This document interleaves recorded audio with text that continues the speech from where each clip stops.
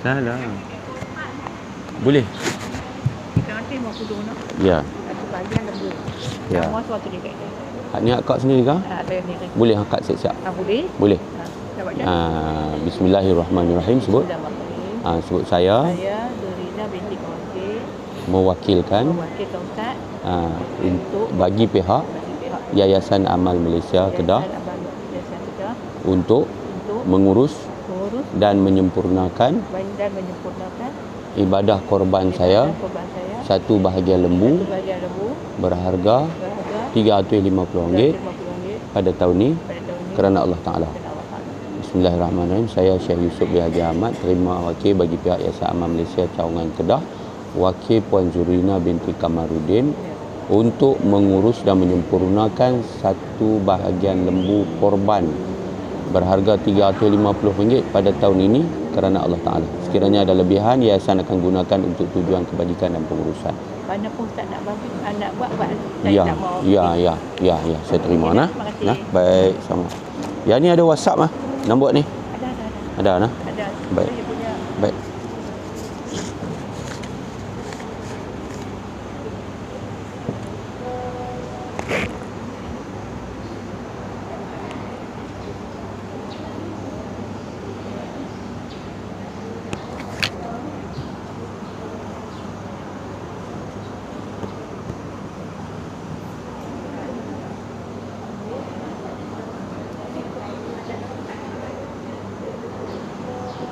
Dia yang lah yang.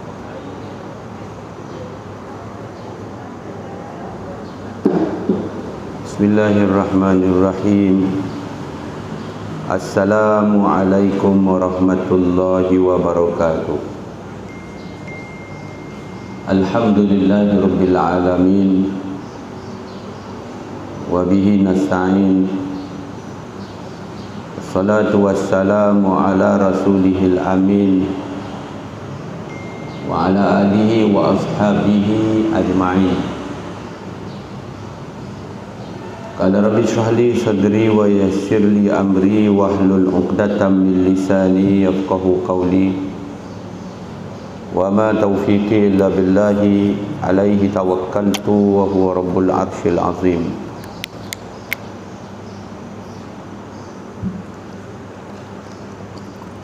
Allahumma ja'alna minal ladzina yastami'una al-qawl fayattabi'una ahsana. Allahumma ajirna minan nar. Allahumma amin.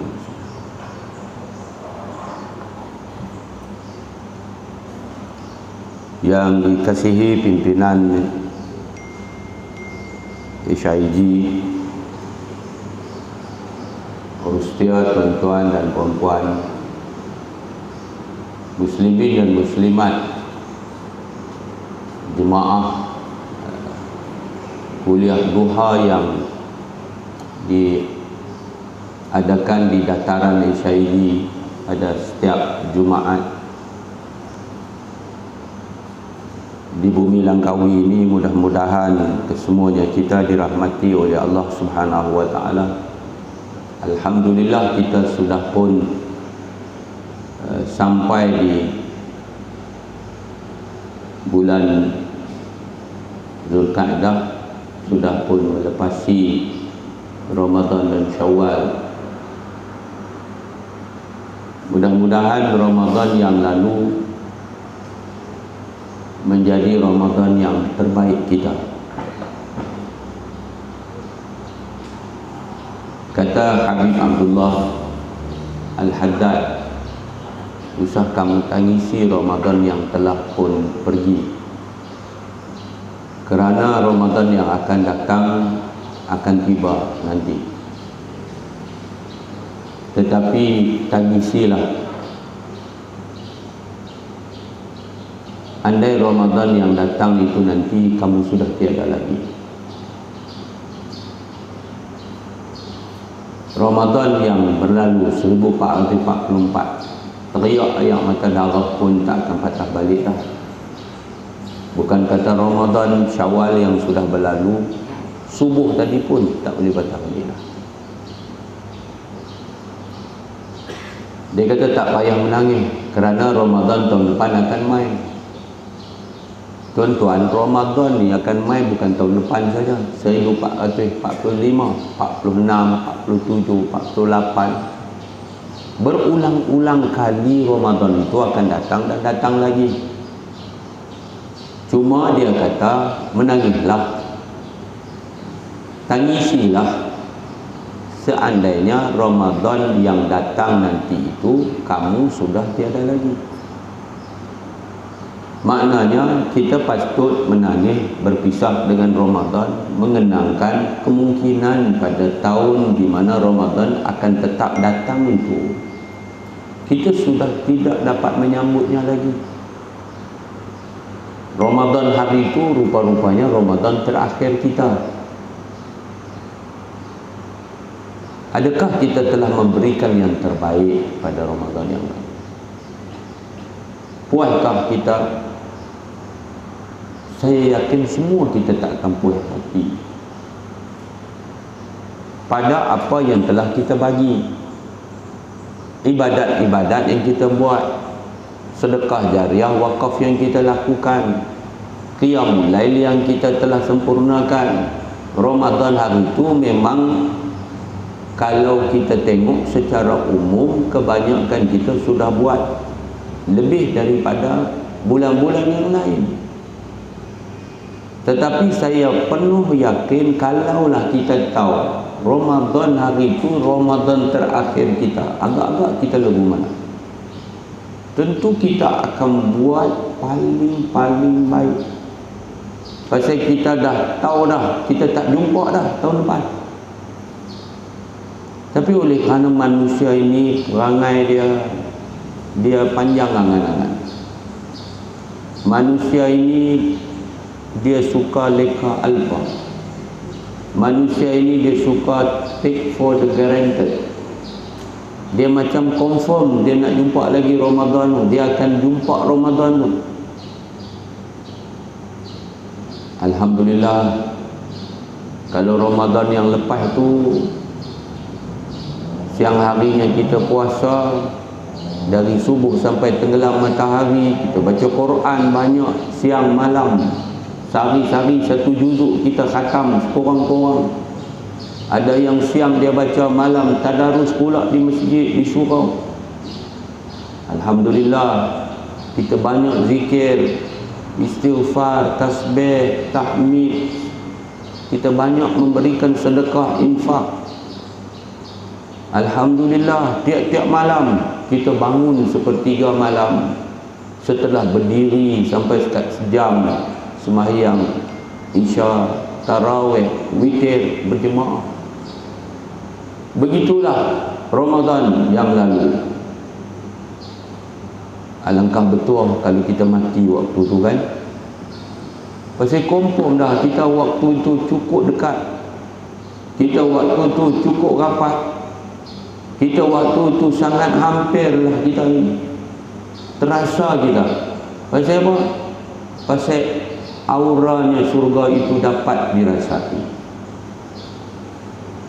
Suasana takwa itu sangat dapat kita nikmati di bulan Ramadan.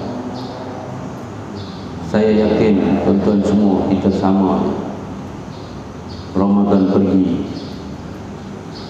kita sedih kerana kita tak dapat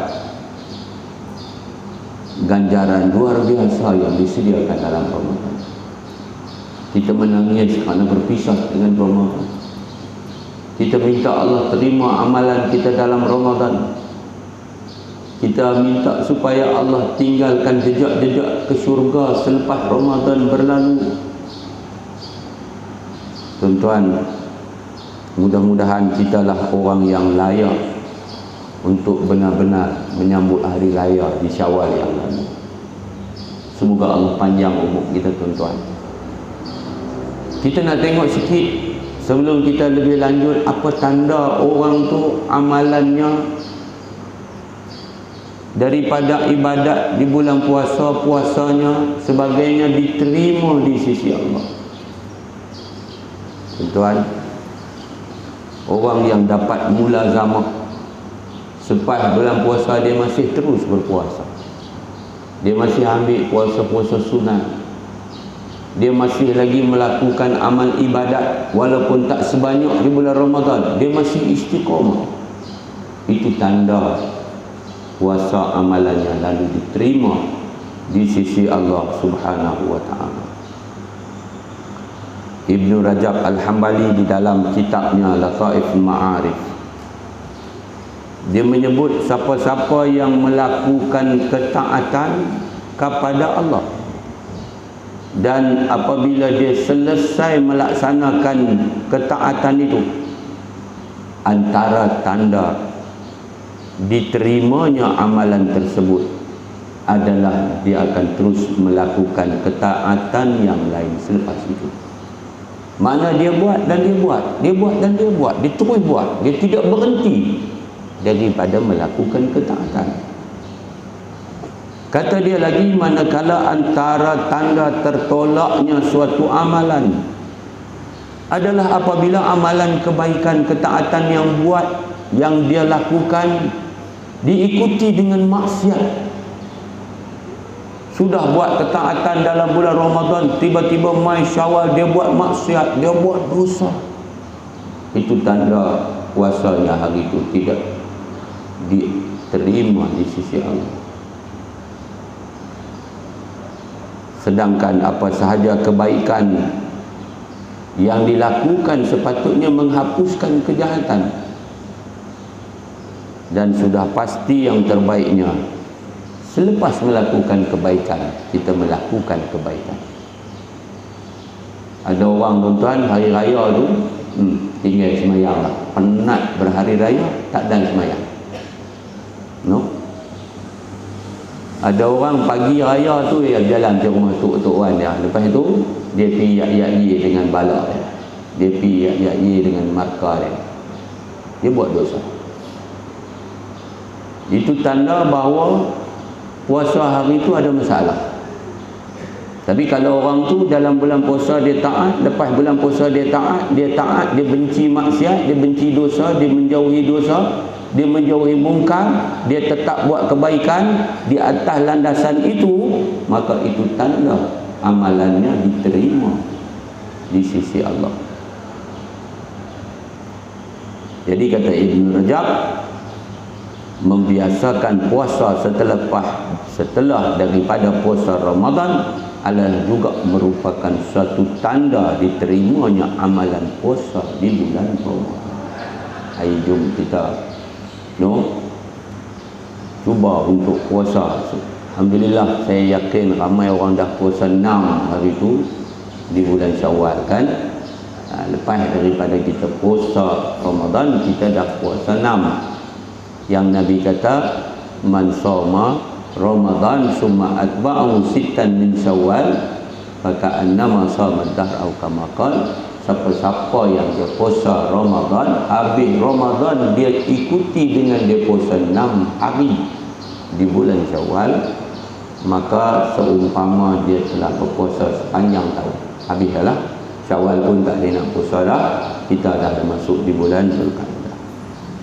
Jadi jom tuan-tuan, tak boleh buat semua, jangan tinggal semua. Tak boleh buat banyak, jangan tak buat langsung, jangan. Ya, kita baca Quran hari itu 1 juzuk sehari, hari ini sampai tinggal terus, itu tak betul. Itu maknanya dia ini hamba Ramadan aja. Ramadan bagus ni, malaikat ni, habis Ramadan setan pula dia, tak mau macam tu. Kata Nabi SAW dalam hadis sahih riwayat Imam Muslim, Nabi bersabda, ahabbul a'mali ilallah adwamuha. Ahabbul a'mali ilallah ta'ala, sebaik-baik amalan di sisi Allah Ta'ala, apa dia? Adwamuha, yang berkekalan, yang continuity, yang berkesinambungan. Dia terus buat. Wa in qalla, walau sikit tak apa, tapi buat tu. Dia baca Quran sehari semuka aja, tapi harian dia baca. Bukan baca Quran dalam bulan Ramadan satu Quran, lepas itu jumpa Quran pula Ramadan tahun depan. Tak mau. Jadi kita baca Quran tiap hari. Kita zikir tiap-tiap hari. Kita tasbih tiap-tiap hari. Kita istighfar tiap-tiap hari. Selawat dekat Nabi tiap-tiap hari. Kena rancang. No? Azam, jazam. Jangan azam saja. Azam, jazam. Lepas azam, jazam. Apa makna jazam? Jazam ni makna nekat. Kita betul-betul buat. Kalau orang tu tekan azam, dia azam aja, tak buat-buat, dapatlah pahala. Pahala azam lah. Tapi dia tak buat. Kita bukan tekan azam, kita jazam. Kita nak buat. Biasakan mulut lidah kita. No, dengan selalu membasahinya dengan Quran, dengan zikir, dengan istighfar. Basakan, biasakan. Tuan-tuan, ada orang dia kata itulah tak pegang tak jalan. Kalau pegang baru rasa berjalan. Tapi orang macam tu tengok kita, ada satu perempuan, dia ni suka pegang tasbih. Ada orang dia tengok tasbih tu, dia rasa macam kawan nak pegang tasbih tu menunjuk. No? Saya kata kalau kira apa orang kata, pakai tak boleh buat. Yang penting kita ikhlas kerana Allah. Ada orang dia pegang tasbih elektronik. Bisa tengok? Saya ingat di SID pun ada jual. Murah dah, bubuk di jari ni dia tekan. Subhanallah al-azim, subhanallah wa bihamdi, tekan. No? Bila dia ada di tangan kita, ada tasbih, kita akan automatik. Kita pegang tasbih, dia berjalan. Tak pegang tasbih, bolehlah 3-4 kali malu. Amati, betul habis. Cuba pegang tasbih. Tasbih tu dia ada 100. Kita pegang, kita baca, kita dapat rasa tombol dia. Oh, 100 dah. Kita aja. Jangan kena penyakit ujub. Ujub ni tak ada kena-mena dengan orang. Seorang-seorang dia aja. Ujub ni mana? Seorang-seorang. Riak dengan orang. Riak tunjuk kat orang. Sum'ah ni pun dengan orang juga. Kan? Kalau ujub ni seorang-seorang, dia duduk dalam bilik dia seorang-seorang, dia boleh ujub. Pegang-pegang tasbih tu, dia pun duduk tengok tasbih. Oh, dia kata 100 dah. Aku paling rajin dia. Orang patau. Dia duduk cakap seorang-seorang dia. Dia ujub. Kan? Dia baca-baca Quran, dia kata betul dah. Baca Quran ni muka jadi muda. Tengok muka aku muda dah. Dia tengok seorang-seorang dia. Dia cakap seorang-seorang dia. Ujub. Jangan. Cukup bahaya. Tolak benda tu. Kita pegang tasbih, kita pegang tasbih elektronik ke? No? Semua tu tujuan dia kerana nak mengingati Allah, kerana nak zikrullah. Kan? Hak ramai pergi umrah, kan, beli tasbih buat balik. Tak tahu. Tak tahu mana. Duduk dalam mari tu, duduk dalam meja tu, tak pakai tasbih tu pun. Pasal apa tak pakai? Dah saya nak cadang. Kalau tak pakai, pi letak di surau, pi letak di masjid, pi bagi dekat pegawai masjid, suruh dia bergantung di depan tu supaya orang boleh ambil pakai tasbih kita tu. Dah kita tak pakai, lepas tu tak mau bagi orang pakai, kan rugi. Nampak? Tuan-tuan, ada setengah masjid tak ada sebiji tasbih pun. Kadang tak ada, kita tengok kok ada tasbih, tak ada. Ada setengah masjid banyaknya tasbih. Kan? Ada setengah masjid tak ada satu botol pun minyak wangi. Ada setengah masjid banyaknya minyak wangi. Betul tak betul? Pasal apa? Pasal dia melibatkan kesedaran orang di situ. Kalau orang tu dia sedar bahawa dia patut menjadi sebab kepada pahala, maka dia akan ambil minyak wangi. Ada banyak botol di rumah dia, dia pergi letak di masjid dan surau. Dia niat kerana Allah, orang pakai dia boleh faham pahala. Dia ambil dia punya tasbih, dia pergi letak di masjid tu, dia pergi beli tempat gantung tu, dia pelekat, dia gantung. Sama macam kita pergi tandas-tandas masjid surau, kita masuk dalam tiap tandas tu, berapa tandas ada tempat cuci tandas, betul tak? Dia ada flash, dia ada mangkuk, tapi dia tak ada tempat cuci tandas. Itulah beruih, tak ada. Beruih ni juga ada dalam store. Maksudnya Jadi kita masuk, kita cuci lagu mana? Kita flush saja. Flush. Tapi kadang-kadang tandas itu kesian kita tengok. Oleh kerana orang duk flush tu dia punya tu tak cuci. Tak cuci. Kalau ada beruih tu kita boleh tolong cuci pelan-pelan. Ada orang nak cuci tapi tak ada peralatan, tak ada tools, tak ada. Kita boleh pergi beli hardware, beli beruih, beli tempat pelekat, masuk dalam tandas tu, pelekat, gantung, wakaf. Beli slipper, tak, wakaf. Saya ingat tak ada tu imam nak marah kat kita. No. Di London ada pusat Islam di London. Ada banyak pusat Islam di Europe. Semua orang rasa bertanggungjawab pada pusat Islam mereka. Semua orang bawa tools dalam pungkok kereta mereka. Ada hak perbaik kipas, ada hak cuci kipas, ada yang bubuh benda tu, ada yang sediakan benda ni mengikut kemampuan masing-masing. Tempat kita tak mau nak jadi. Pasal apa je? Pasal ada tok siap, pasal ada noja, ada tok bilal. Dia kata ni bukan kerja aku. Memang kita perlu ada tok siap, memang kita syukur ada tok bilal, tetapi orang lain yang jadi makmum, yang jadi jemaah biasa, kenapa tidak biasakan benda yang baik ini jadi sebab kepada kebaikan? Biar di tangan kita ni hanya ada kunci syurga, bukan kunci neraka. Orang masuk dalam bilik ayak selak pun tak ada. Betul tak betul? Kita masuk dalam tandas, tengok-tengok tandas flash tu rosak, mangkuk tu punya kotak, Tuhan yang tahu. Bukankah itu imej buruk kepada agama kita? Pengurusan tu satu hal, tapi apa sumbangan kita? Muslimin muslimat dirahmati Allah. Jadi kita balik dekat hadis kita, ahabbul a'mali ilallah ta'ala adwamuha wa in qalla.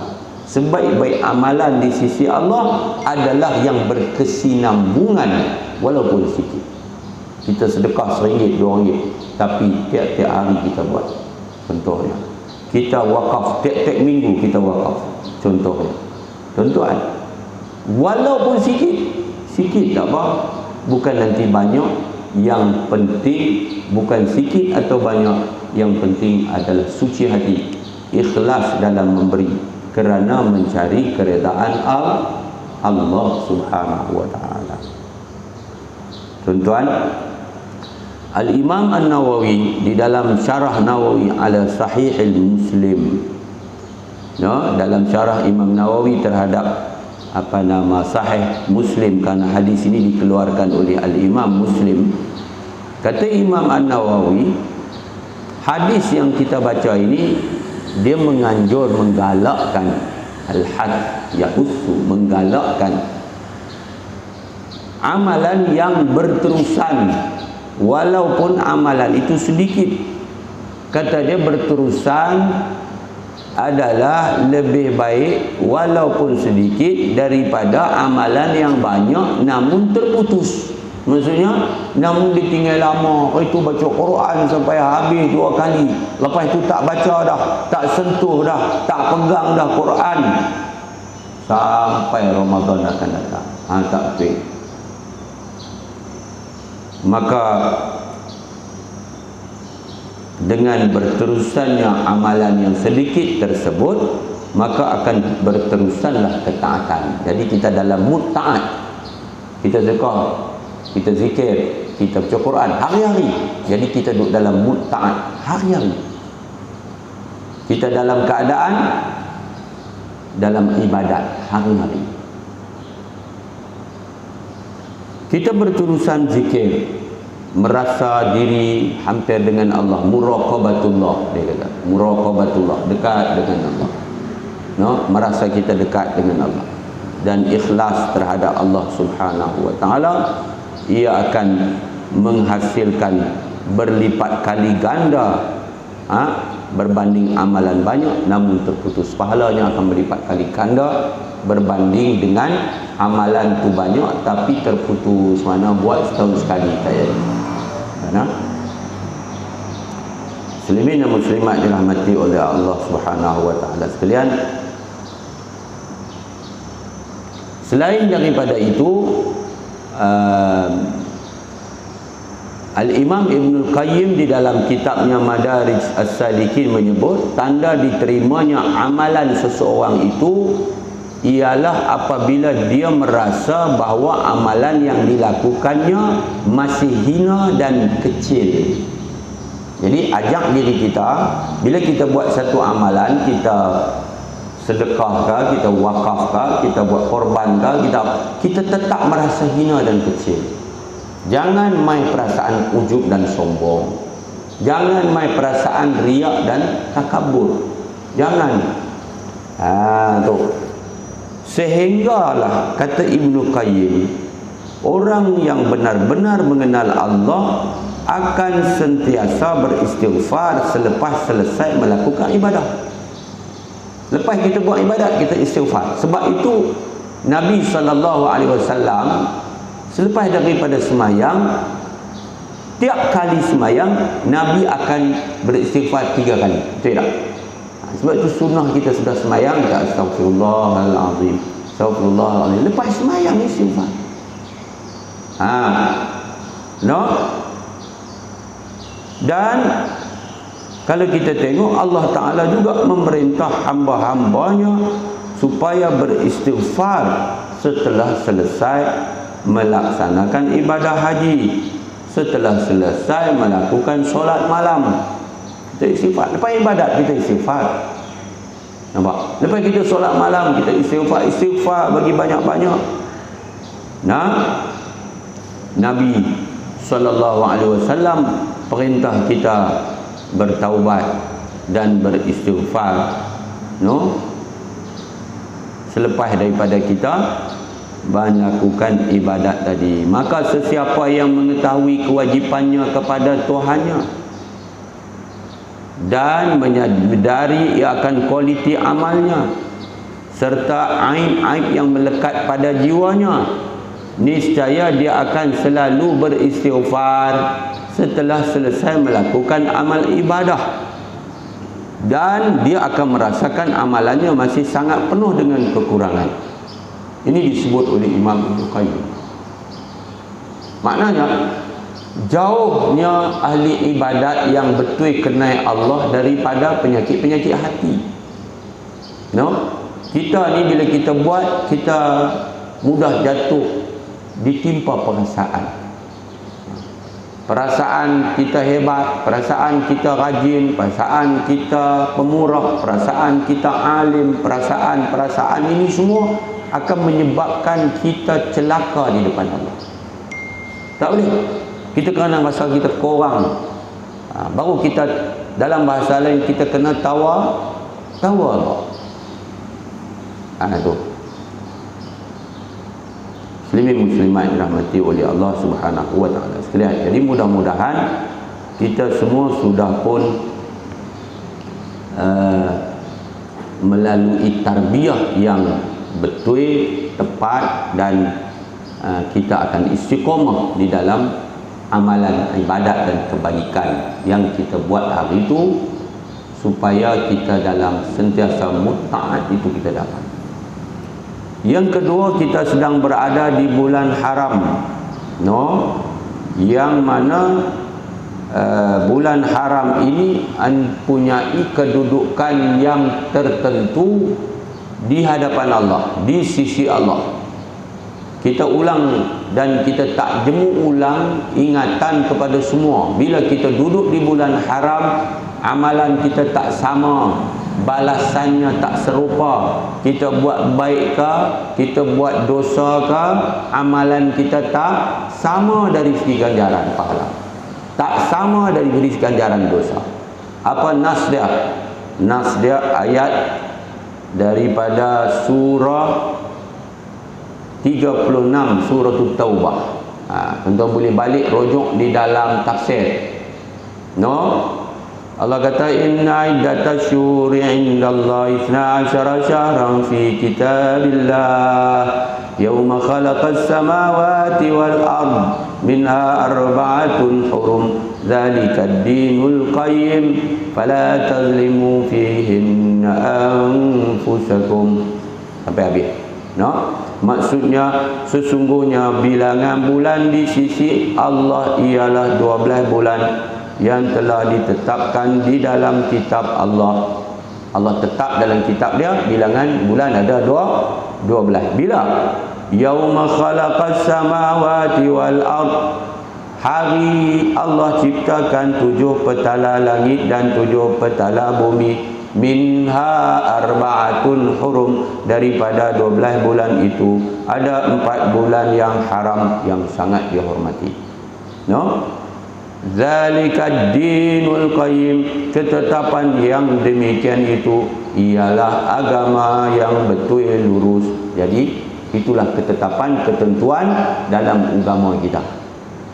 Fala tazlimu fihinna anfusakum, maka jangan kamu inayah diri kamu dalam bulan-bulan yang dihormati itu, yakni dengan melanggar larangan-larangannya. Nabi kata, az-zamanu qad istadara ka hayatihi yawma khalaqallahu as-samawati wal ard. As-sanatu 12 syahran minha arba'atun urum, thalathatun mutawaliyatun, Dzulqa'dati wa Dzulhijjati wal Muharram wa Rajabun Mudhar alladhi baina Jumada wa Sya'ban. Nah, hadis riwayat Al-Imam Bukhari, hadis sahih. Nabi kata, waktu itu berputar, berpusing sebagaimana keadaannya. Waktu itu beredar sebagaimana keadaannya ketika Allah Ta'ala cipta 7 petala langit dan bumi. Nabi kata, setahun terdiri daripada 12 bulan. Daripadanya terdapat 4 bulan yang haram, yang suci, iaitu 3 daripadanya mengikut turutan berturut-turut. Dzulqa'dah, Dzulhijjah, Muharram. Bulan 11, bulan 12, bulan 1. Dan yang keempat adalah Rajab Mudhar, terletak di antara Jamadil Akhir dan juga Sya'ban. Jadi tuan-tuan muslimin muslimat sekalian, di dalam tafsir Ibnu Katsir seperti yang dipetik daripada riwayat Ibnu Abbas, bila Ibnu Abbas mentafsirkan inna iddatash syuhur indallahi 12 syahran sampai fala tazlimu fihinna anfusakum, jangan buat nanya pada 4 bulan haram tu diri-diri kamu.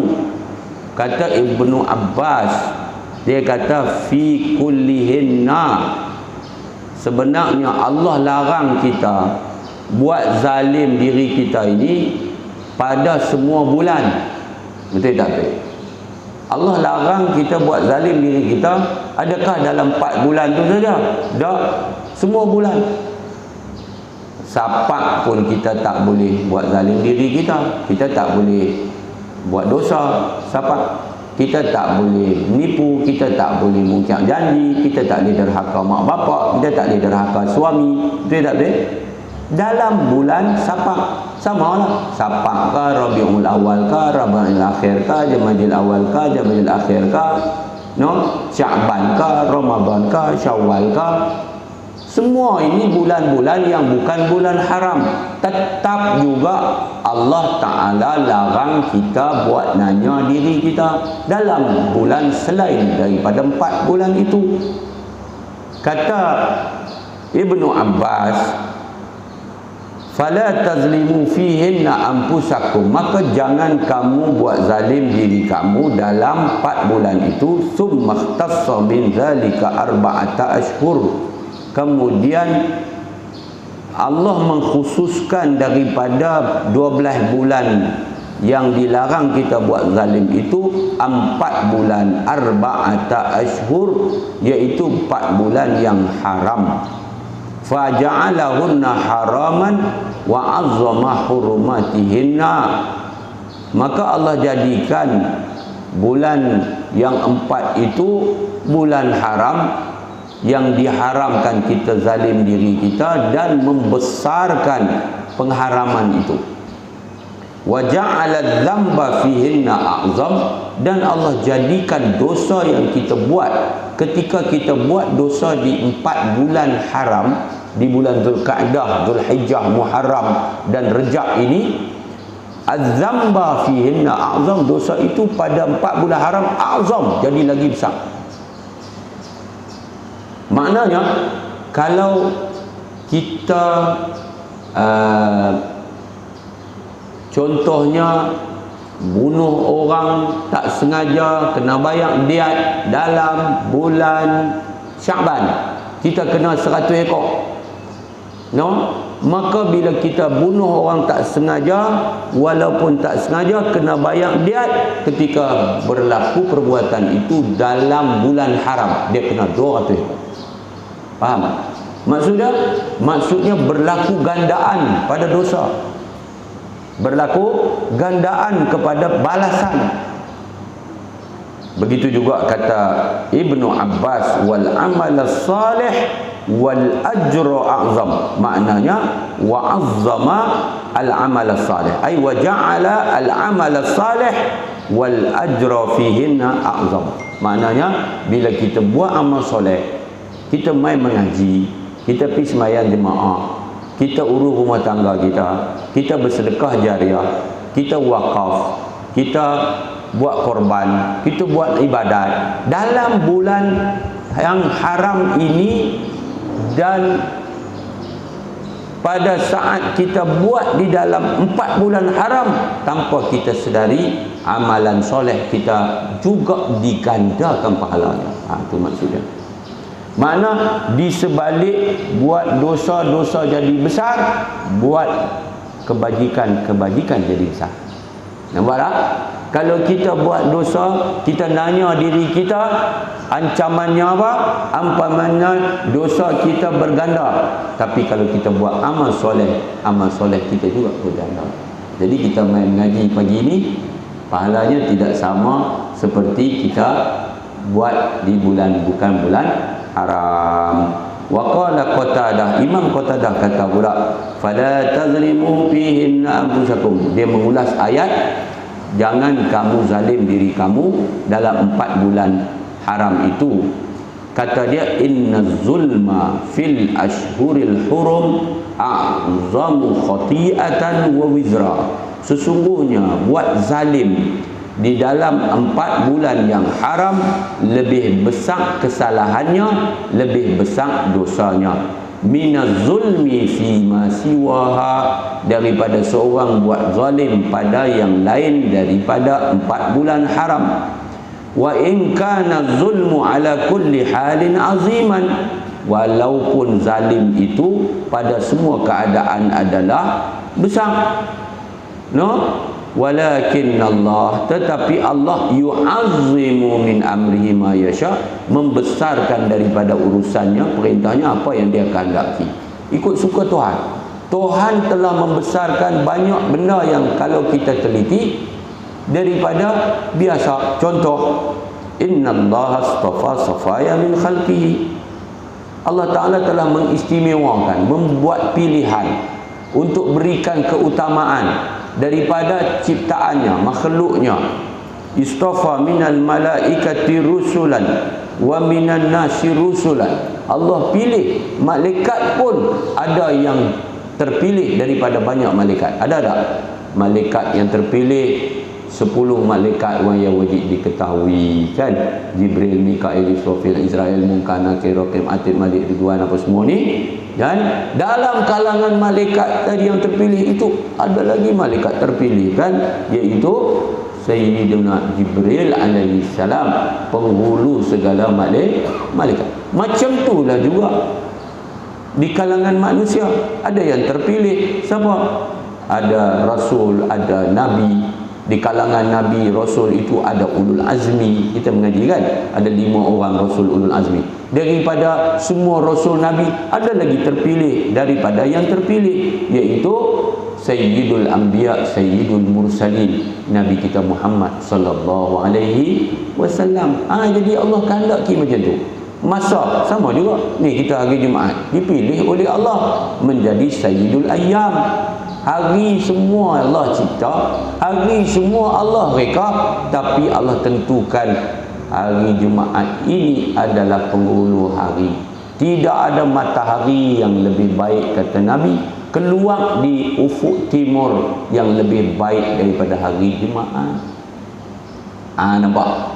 Tuan-tuan muslimin muslimat dirahmati Allah sekalian. Bumi, Allah pilih bumi, tapi Allah memilih tempat pilihannya di buminya sendiri. Apa dia? Masjid, tempat yang sangat mulia, dinamakan rumah Allah. Tetapi dalam banyak masjid, ada masjid lagi mulia, dan paling mulia adalah Masjidil Haram di Makkah, kemudian Masjidil Nabawi di Madinah, kemudian Masjidil Aqsa di Palestin. Nampak? Begitulah tuan-tuan. Jadi ramai orang kita tidak dapat pendedahan tentang kepentingan untuk menjaga masa-masa yang namanya bulan-bulan haram, untuk menjaga kesucian bulan haram. Bulan haram ni orang Arab dulu simpan pedang dalam sarung, maknanya tak menumpahkan darah, tak berkelahi. Orang Arab yang mudah berperang tu sampai bulan haram stop peperangan. Pasal apa? Nak bagi orang masuk mudah ke Mekah. Bulan Zulkaidah, Zulhijjah buat haji, Muharram balik ke tanah air masing-masing. Bulan Rajab masuk untuk buat ziarah Baitullah, buat umrah tu dulu. Tapi kita ni tuan-tuan berkelahi, berbunuhan ada di bulan haram. Betul tak betul? Sehari 2 lepas tuan-tuan, ada satu budak yang bebas dadah, dan dia bebas jenayah. Tak pernah buat jenayah, tak pernah ambil dadah, disahkan dia bukan penagih dadah. Tapi dia tergamak, bukan sahaja membunuh, dia kelak perut, dan dia bakar perempuan yang dia rosakkan masa depan wanita malang itu. Perempuan ini telah pun dijadikan mangsa untuk dia memuaskan hawa nafsu dia. Dia berzina. Mungkin dia menjual kata-kata janji cintanya untuk bertanggungjawab. Lepas itu dia berzina dengan perempuan tu mengandung. Dalam kandungan ada perut 4 bulan, dia pujuk suruh guguk barangkali, perempuan tu tak mau, perempuan tu tuntut dia bertanggungjawab, dia bunuh perempuan malang tu, dia kelak perut tuan-tuan, dia bakar. Ada daripada cerita wallahu alam, besok pagi-pagi subuh dia tengok tak mati lagi, dia tikam bagi mati, dia bakar sampailah 40% terbakar. Orang tengok asap naik, mendedahkan perbuatannya yang sadis dan kejam di bulan haram. Ni bulan haram. Dan bayang, orang yang mengambil nyawa orang tanpa hak, Allah kata apa? Seperti dia membunuh nyawa semua manusia. Macam mana dia nak balik menghadap Allah? Muslimin muslimat dirahmati Allah Subhanahu wa taala sekalian. Habis. Jadi yang ketiga kita nak sebut pagi ini berkenaan dengan apa yang kita sedang depani, Zulkaidah, Zulhijjah. Apa dia? Kita nak buat ibadat korban. Hukum korban. Korban ni daripada perkataan udhiyah. Secara ringkas, hukum buat korban dalam mazhab Syafi'i adalah sunnatun muakkadatun, sunat yang sangat dituntut. Dalam mazhab Imam Abu Hanifah, dalam mazhab Hanafi, ulama mazhab Hanafi, Imam Abu Hanifah, mereka menetapkan sembelih korban ni wajib setahun sekali kepada orang yang bermukim dan berkemampuan. Tapi dalam mazhab kita sunnah muakkadah, sunat yang sangat dituntut. Ada disebut dalam istilah fiqahnya sunnah kifayah. Setiap keluarga kita galakkan kena ada satu orang menjadi wakil untuk buat korban. Kata Nabi dalam satu hadis riwayat Ibnu Majah daripada sahabat yang bernama Mikhnaf bin Sulaim.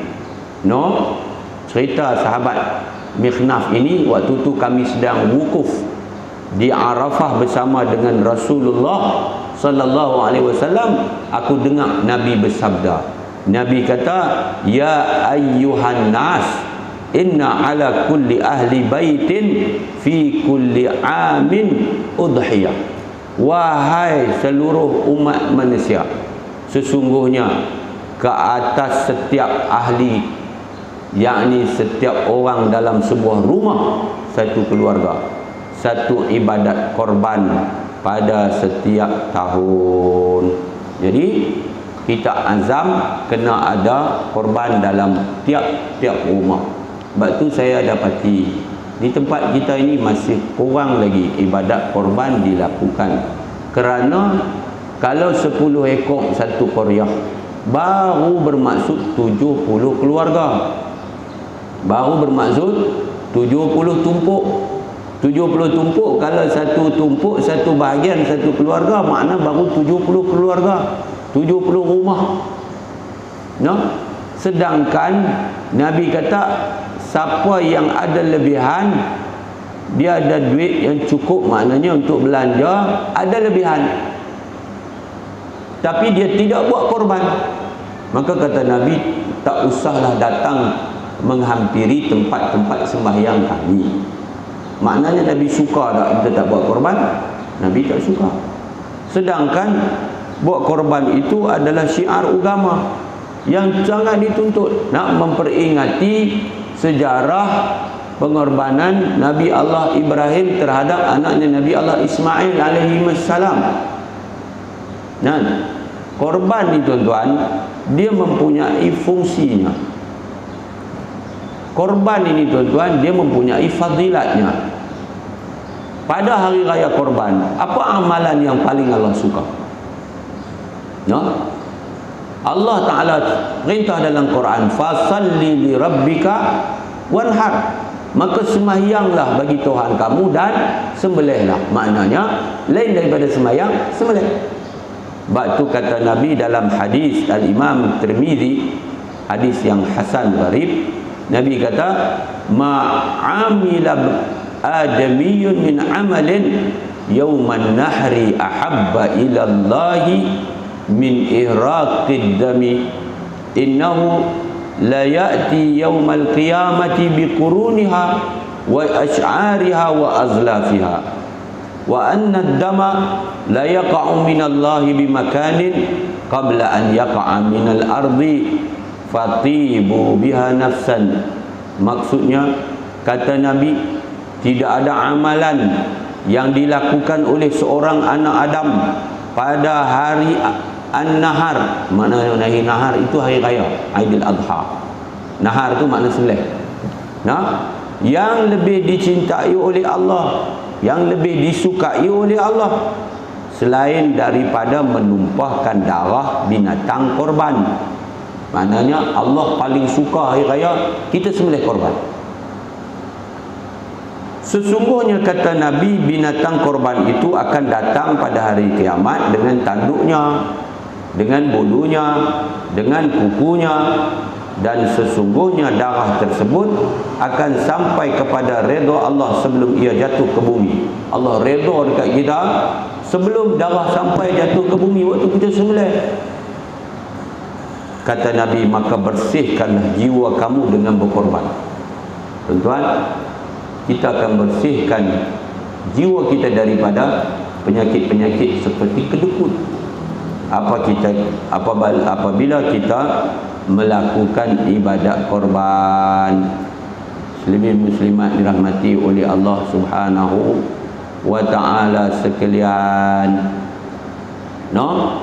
Kalaulah kita tengok orang hari ni, zaman ni, saya rasa kita tak ramai yang betul-betul spend, bersedia untuk buat korban, rancang buat korban setiap tahun. Contoh, dia buat satu tabung, nama dia tabung korban 1444. Dia akan masukkan duit. Tuan-tuan, kita ada bayar bil telefon, ada orang bayar 150 sebulan, ada orang bayar 200 sebulan, ada bayar 40 sebulan. Betul tak? Kita bayar bil Astro, duk tengok gambar Netflix macam-macam, kita bayar RM60, RM80 sebulan. Tuan-tuan, sebulan kita bayar dalam bab dunia boleh. Ni kita nak naik binatang korban kita tu di mana tuan? No, kita nak naik dia atas titian sirat. Kita sembelih kambing mati seekor. Pasal tu saya kalau orang tanya antara bahagian dengan sekok, sekok lebih baik daripada bahagian. Pasal apa? Sekok itu dia tu sekok. Ada kepala, ada tanduk, ada mata, ada telinga, ada mulut, ada kaki, empat, semua kita punya. Walaupun kita tak di sini kita sunat pergi tengok, kita tak boleh tengok lah sebab buat tempat lain kan. Tapi kita akan jumpa, dia akan mai esok. Kita mati esok, di sana esok, di mahsyar esok, dia tu akan mai, kita ni akan naik dan menunggangnya di atas titian sirat. Muslimin muslimat dirahmati Allah, takkan tak boleh bungkus dalam tabung sehari RM3. Kalau sehari RM30, 30 hari baru RM90. Tu ya, RM90. Kita bayar bil telefon pun RM150. Kalau sehari RM3, 300 hari makna RM900. RM900. Hari ni tuan-tuan, cak kotor pun RM7. Kemarin petang saya singgah di satu restoran mamak dekat situ. Makan ayam saja. Ayam dia bakar, dia salai tu sikit. Kan? Berapa? RM12. RM12 lah. Ayam kecil tu RM12. Pergi tanya tengok, Maggi goreng berapa dia? Maggi je. Pergi tengok berapa dia? Nak berapa dalam tabung? Tak boleh mati. Bila orang tanya saya tak ada duit. Tuan-tuan, kita duduk wakaf, kita duduk sedekah, kita duduk jariah, tentu bola tabung masjid, tentu bola tabung derma. Hak tu lah kita nak pakai di sana. Hak kita duduk buat ibadat, kan kita nak kutip di sini saja. Di sini Allah bagi rahmat, di sini Allah bagi berkat, di sini Allah bagi kebahagiaan, di sini Allah bagi ketenangan, di sini Allah bagi keredaan, di sini Allah bagi jiwa yang tenteram, fikiran yang lapang, rezeki yang hebat tuan tu. Balik di sana esok, mata wang kita nak pakai di sana. Hak tuan-tuan duk wakaf Quran, wakaf telaga, tu nak pakai di sana. Muslimin muslimat dirahmati Allah Subhanahu wa taala sekalian. Jadi kalau orang tanya manakah tempat paling baik buat korban, di mana tuan-tuan duduk, situlah tempat paling afdal. Pasal kita boleh tengok dan boleh makan sebahagian daging korban kita. Tetapi boleh tak kalau nak buat korban di luar? Boleh. Yang penting jangan kerana yang lain daripada kerana Allah. Di luar kah, di dalam kah, kerana Allah. Suci hati kerana Allah. Cuma saya bagi pihak Yayasan Amal Malaysia, cawangan Kedah, saya nak bagi peluang dekat tuan-tuan untuk bersama dengan kami dalam ibadat korban dan akikah tahun ni 1444 yang kami akan adakan di beberapa negara Afrika, termasuk juga di benua India dan di sebelah sini di Kemboja. Tuan-tuan, kita akan ada rombongan, kami akan hantar pergi dekat nak raya nanti ke Chad. Saya dah pergi Chad hari tu. Tahun lepas saya pergi Uganda, tahun ni ada yang akan ke Uganda dan ke Nigeria. Kita juga ada wakil di Burkina Faso, kita ada wakil di Assam. Ketika saya bercakap ni, pengurusi Yayasan Amal sedang berada di Assam, India, sebuah negeri umat Islam yang dizalimi dan terinaya di tengah-tengah benua India. Kesian tak, no? Di benua India yang mana kerajaan Hindu telah menarik pengiktirafan sebahagian daripada masyarakat Muslim di Assam, sehingga mereka tidak ada kewarganegaraan. Jadi ini sedang berlaku dan kita akan juga buat di sana. Jadi kalau di Afrika ni susah tuan-tuan, berebut-rebut. Saya teringat masa saya berada di Chad satu tahun tu, saya pergi di Chad, kami sembelih hari tu 100 berapa puluh ekor sembelih pada hari itu. Jadi orang miskin di luar ni terlampau ramai. Jadi mereka takut. Memang kita bagi tu seorang sekor. Jadi kita tak lapar dah. Yang kita tukang sembelih saja. Kita sembelih, kita serah dekat mereka. Jadi urus dia kalangan mereka yang akan agihkan. Tuan-tuan, tentera jaga di luar. Bila buka pintu, perempuan tua-tua ni ditolak sehingga berlaku pijak. Wujud tak ada kematian. Tentera ni punya nak jaga tembok ni. Bang! Tembok senapang. Pasal nak suraikan orang. Jangan berebut. Berebut semua orang akan dapat. Pakat heret satu keluarga sekong kambing bawa balik. Seronok mereka tuan-tuan. Jadi kesian kepada orang yang tak ada. Kita ni ada, alhamdulillah. Jadi saya nak ajak tuan-tuan untuk buat korban di negara-negara miskin ini dengan harga yang masih serupa pada tahun lepas. Harga kita satu bahagian lembu RM350. Macam tadi ada kakak kita tadi mai akad siap-siap dah dengan saya. Saya akan uruskan di dokumentasinya diuruskan di ibu pejabat. Kemudian seekor kambing harga dia RM480. Jadi seekor kambing. Tentu boleh buat akikah kambing ya, anak cucu kita. Kalau di sini mahal kambingnya. Kemudian sebab dia akikah ni boleh buat seekor sebenarnya, cuma afdal buat 2. Laki-laki 2 ekor, perempuan seekor. Okey. Kalau nak buat unta boleh juga. Satu bahagian unta RM550. Unta dia besar sikit. Tapi umumnya lembu, kambing di sana lebih besar daripada di tempat kita. Dagingnya dapat lebih banyak. Tuan muslimin muslimat sekalian, siapa yang nak bayar tunai, tuan-tuan boleh bagi tunai hari ini. Tuan-tuan nak bagi wakaf Quran pun boleh, nak bagi wakaf telaga pun boleh. Tetapi tuan-tuan boleh juga membuat pindahan akaun. Maknanya tuan-tuan transfer duit masuk ke Yayasan Aman dan kemudian slip bank tuan-tuan ambil hantar pada saya. Saya akan daftar nama tuan-tuan untuk kita buat proses akad wakalah bagi menguruskan dan menyempurnakan ibadat korban atau akikah tuan-tuan. Jadi nombor telefon saya itu yang paling penting, iaitu 013 013 488 1967 013 488 1967. Okey, yang terakhir saya nak buat pengumuman sikit berkaitan dengan Zuitina. Zuitina ni tuan-tuan, ada ramai yang dah ambil di Langkawi. Saya dah post kepada yang ambil Zuitina ini dengan bayaran pos yang tuan-tuan kena tambah. Tetapi hari ini tuan-tuan tak perlu lagi pesan melalui pos, kecuali memang tuan-tuan nak terus saya post.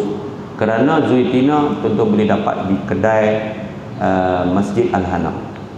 Di kedai Masjid Al-Hanam pukul 9 dia dah buka. Tuan-tuan sehari boleh pergi beli di situ. Harga promosi biasa RM99, harga asal RM120. Cuma yang saya nak sebut benda ajaib yang saya jumpa sepanjang saya mengguna dan mengedarkan Zuitina kepada orang awam. Tuan-tuan, apabila orang kata dia antioksidan, dia anti kanser, dia anti keradangan, saya melihat ada beberapa kes yang melibatkan orang tu dia sepatutnya kena bubuh stand, tapi tak payah letak stand. Ada 2 orang lah. Pi nak letak stand tak jadi, hanya buat angio tak letak stand. Nah, yang terbaru ni ada satu orang kontraktor. Dia ni tuan-tuan, doktor India yang rawat dia, dia kata dia kena letak juga satu stand sebab sumbat satu saluran menyebabkan dia tak boleh bernafas, tapi yang lain semua okey. Dia cerita sendiri pada saya, doktor India tu tanya, you makan apa? You makan ubat cair darah? Tak. Dia makan minyak zaitun. Oh, dia kata mungkin itu minyak. Sebab semua lemak-lemak dia dah pecah, badan dia besar tuan-tuan. Ya, badan dia besar sebab tu berlaku sumbatan. Yang kedua, yang ketiga, orang yang gastrik yang sangat teruk. Gastrik sangat teruk ni macam saya, gastrik yang tak teruk. Gastrik tak teruk maksud dia bila bulan puasa kita berpuasa sepanjang hari, bila kita buka kita kena hati-hati makan. Sebab lepas itu kita akan belahak, dia menikam, dia menyucuk dekat sini, kita pergi semayang tak selesa. Saya mengalami masalah tu. Bila lagu tu saya tak mampu jadi imam. Saya kalau nak jadi imam, imam saya. Selalunya saya tak jadi imam, saya akan memberi tazkirah sahaja. Kerana saya ada masalah gastrik yang tak teruk. Saya kena makan apa? Macam bomba masuk dalam perut tu. Dia pergi cari ubat tu lah dulu ni. Tetapi tahun ni tak perlu lagi lah. Saya boleh jadi imam, saya boleh malam sama tu memberikan tazkirah. Ada seorang ustaz, nama dia Ustaz Salam. Dia ni gastrik yang sangat teruk. Pasal apa? Dia kata, saya tak boleh pergi masjid, saya tak boleh pergi surau, saya belah. Dia sendawa yang teruk sebab angin dalam perut dia. Dia mengambil Zuitina siang, malam, petang esok nak buka puasa tu, gastrik dia dah hilang, terus hilang macam kutih tak buang juga. Ada kes-kes jantung, ya, seorang siap masjid, dia kata saya jantung, saya dah tak boleh jadi imam sebab saya penat. Dia mengambil minyak zaitun Zuitina, penatnya hilang. Ada seorang lagi, dia accident, hari tu patah 3, tulang rusuk dia patah, penat. Dia mengambil zaituna, Allah hilangkan penatnya dan dia beransur pulih. Ini tuan-tuan benda yang pelik. Tadi saya cerita ada satu maklum jumpa saya. Dia kata saya ada ketumbuhan dalam hidung. Saya memang dah buang sekali. Doktor di KMC panggil buang sekali lagi. Hari tu dia dah makan botol minyak zaitun. Dia pun pi untuk temu janji buang ketumbuhan kali kedua. Doktor kata tak payah. Tak payah dulu, kita tengok dulu. Sebab dia seperti berhenti. Itu dengan izin Allah. Bukan zaitun menyembuhkan. Yang menyembuh adalah Allah Subhanahu Wa Taala. Yang lain biasalah, jadi sergah, jadi lebih sihat, jadi lebih. Yang penting tu antara nikmat yang besar Tuhan bagi, ramai orang tak bersyukur adalah nikmat sihat. Dia tak jaga kesihatan dia, tiba-tiba dia tak sihat. Waktu tu baru dia tahu nilai sihat yang Tuhan bagi dia. Jadi tuan-tuan dan puan sekalian, siapa nak Zuitina, pergilah ke Masjid Hana, ke kedainya. Di situ ada jual minyak zaitun muda, ya. Dia zaitun putih, minyak zaitun putih ni macam ni. Saya bawa bekal macam ni. Yang ini sampel saja tuan. Saya bawa bekal untuk saya makan di sini. Jadi saya disahkan oleh doktor pakar, saya ada masalah pita suara. Doktor pakar dia start tu, dia kata you kena pantang bercakap atau you kena buat pembedahan. Jadi nampaknya saya banyak kena bergantung. Saya tak minum air, saya tuang macam tu, saya biar dia dekat sini, dia akan basah dekat sini. Jadi saya boleh bercakap. Alhamdulillah, Allah temukan saya dengan rahmatnya, dengan Zuitina ini. Jadi insyaAllah kita jumpa lagi pada bulan depan. Bulan depan kita akan berjumpa dekat-dekat dengan nak tak berapa hari dah dengan nak raya. Kalau waktu tu pun insyaAllah cuma last minute lah.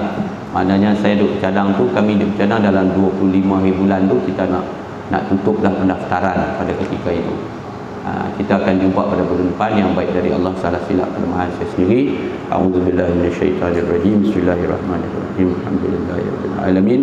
Allahumma shalli ala sayyidina Muhammad wa ala alihi washabihi ajmain.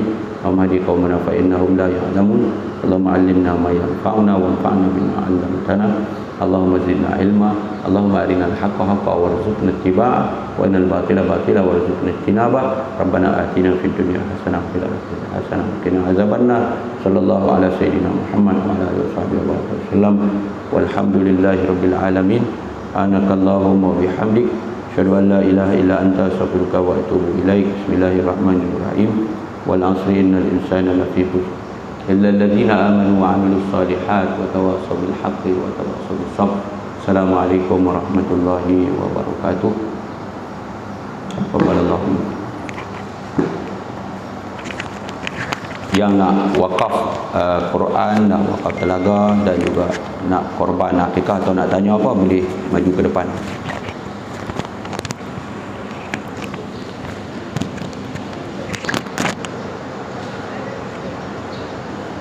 Kita pakai iPhone.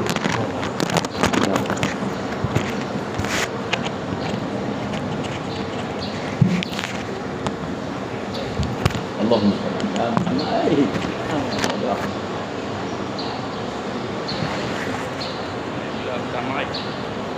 Allahu Akbar. Orang dia ramai. No. Lihat.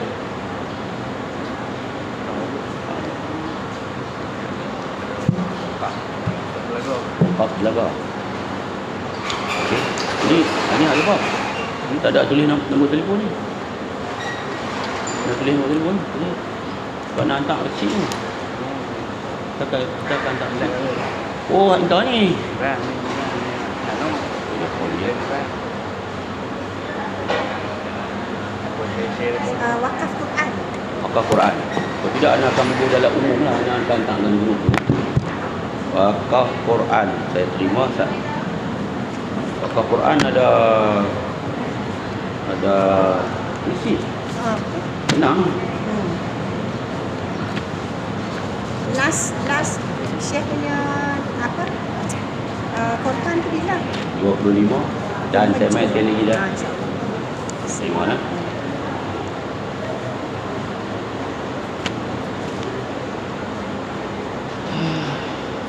Wakaf Telaga. Berapa ni? Ingat?